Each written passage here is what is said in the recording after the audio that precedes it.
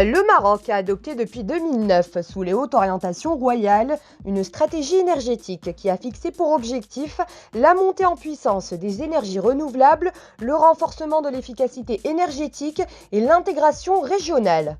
Cette stratégie déclinée en feuille de route a permis au Maroc de se classer au 4e rang mondial du classement de l'indice de performance du changement climatique. De son côté, l'Institut de recherche en énergie solaire et énergie nouvelle accompagne cette stratégie énergétique nationale en soutenant la recherche et le développement appliqués dans le domaine de l'énergie solaire et des énergies nouvelles.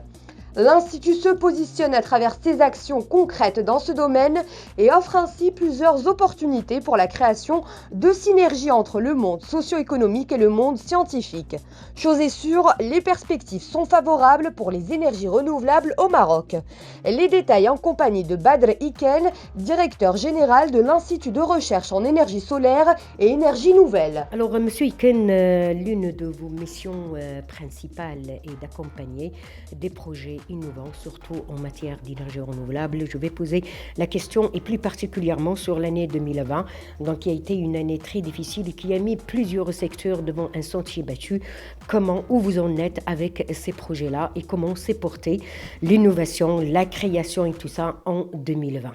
Oui, alors écoutez, effectivement, nous avons deux missions. La première mission est celle du financement et de l'accompagnement technologique, mais aussi financier de consortiums qui portent des projets collaboratifs. Des projets collaboratifs qui impliquent des universités, des centres de recherche et en même temps des entreprises ou des industries marocaines. Alors, l'année dernière, en raison de la crise pandémique, nous avons souhaité lancer des appels à projets qui étaient encore plus orientés sur le transfert technologique. Donc, nous avons lancé des appels à projets pour accompagner une valorisation rapide des résultats de projets de recherche à travers un appel à projet qu'on a appelé InnoBoost 2.0. Donc, on souhaitait que ce programme soit encore plus efficace, plus efficient et plus rapide. Et c'est ce qu'on a lancé. On a aussi essayé de profiter de la collaboration internationale, notamment à travers des appels à projets bilatéraux et multilatéraux. Donc nous avons lancé deux autres appels à projets. Un appel à projet en partenariat avec l'Espagne, avec le Centre de l'innovation technologique espagnol, le CDTI. Donc ce sont des consortiums maroco-espagnols qui vont développer des produits innovants qui vont passer à la valorisation commerciale et à une production industrielle au niveau de différents secteurs, le stockage de l'énergie, les réseaux intelligents, plusieurs sujets importants, l'utilisation du photovoltaïque et le développement de serres agrovoltaïques pour le secteur agricole, donc plusieurs sujets intéressants. Et puis le troisième appel à projet que nous avons lancé pour accompagner la relance, c'est un appel à projet multilatéral dans le cadre d'une alliance qui s'appelle l'Alliance Mission Innovation et que le Maroc a intégrée il y a 2 ans. C'est une alliance qui a été créée par le président Obama et avec la participation du secteur privé, notamment M. Bill Gates, il y a quelques années, pour encourager le développement de l'innovation et le transfert technologique au niveau international. Donc le Maroc fait partie de cette alliance et dans ce cadre-là, nous avons lancé un appel à projet multilatéral sur les systèmes intelligents dans le secteur de l'énergie. Donc la digitalisation dans l'énergie. Et tout cela nous a permis d'encourager et puis de donner accès à plusieurs porteurs à des financements de projets de recherche. Donc c'est ce que nous avons essayé de consolider l'année dernière dans le cadre de nos appels à projets pour accompagner la relance économique. Malgré la crise, Monsieur Iken, vous avez lancé plusieurs projets. Aussi, vous avez organisé un événement grandiose, c'était en décembre dernier, si ma mémoire est bonne. Est-ce que vous pouvez nous en parler? Parce que quand même, ça a été un événement qui a marqué l'histoire de l'énergie au Maroc et du transfert de technologie en la matière. Eh bien, oui, c'est une nouvelle page de la dynamique que nous vivons concernant la transition énergétique au niveau de notre pays. Nous avons une vision royale et donc un très fort engagement de notre haute autorité.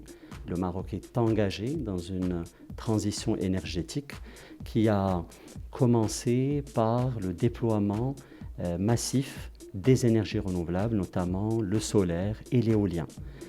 Et on passe à une nouvelle étape qui concerne justement l'utilisation, la valorisation de cette électricité propre, décarbonée, pour produire une matière première, des molécules vertes. Donc on parle à ce moment-là de Power to X, on parle de l'utilisation de l'hydrogène vert. Et quand on a cette molécule, quand on a le H2, l'hydrogène, on peut intégrer d'autres éléments pour pouvoir justement produire des matières premières pour décarboner différents secteurs industriels, mais aussi un vecteur énergétique. Donc nous avons la possibilité de le stocker comme on stocke le pétrole et aussi des dérivés de pétrole. Nous avons la possibilité de l'utiliser dans différents secteurs. À moyen terme, nous allons pouvoir utiliser l'hydrogène vert et ses dérivés et des combustibles synthétiques tels que le diesel synthétique ou le kérosène synthétique pour le secteur de l'aviation, pour le transport maritime, pour le transport de marchandises et aussi pour décarboner d'autres secteurs industriels. Donc c'est une nouvelle page. Nous avons œuvré depuis 2018 à mener avec notre ministère de tutelle, avec plusieurs partenaires, plusieurs études. Nous avons commencé par une étude sur la maturité technologique, parce qu'il fallait savoir, est-ce que ce sujet-là va nous permettre de produire du pétrole vert dans 2 ans ou dans 8 ans? Quand est-ce que le prix sera aussi compétitif par rapport aux combustibles fossiles? Donc on a mené des études sur la maturité technologique. Ensuite, on a mené également aussi des études avec plusieurs experts au niveau national et international sur les opportunités pour notre pays. Et ensuite, il y a eu l'implication d'un cabinet d'économistes pour préparer une feuille de route Maroc qui sera, je l'espère, très prochainement publiée. Je l'espère peut-être au courant de ce mois de février. Aujourd'hui même, ce matin, le ministre en charge de l'énergie vient de signer un accord avec le gouvernement du Portugal pour un partenariat plus important dans le secteur de l'énergie en intégrant également l'hydrogène vert. Et le mois de juin, le Royaume du Maroc a signé également avec le gouvernement allemand pour un partenariat énergétique qui va s'articuler aussi, pas seulement autour des énergies renouvelables, mais autour aussi de l'hydrogène vert. Donc notre objectif, c'était d'accompagner cette dynamique. Et nous souhaitions organiser cet événement en présentiel l'année dernière, mais en raison de la crise pandémique, cela n'était pas possible. Et nous l'avons quand même organisé avec la participation de plus de 5000 personnes, avec 70 experts, plusieurs ministres de l'Union européenne, plusieurs ministres également aussi marocains, et plusieurs présidents et directeurs généraux de groupes qui traitent de différents maillons de la chaîne de valeur de cet hydrogène vert, parce que quand on parle d'hydrogène vert, c'est une très grande opportunité.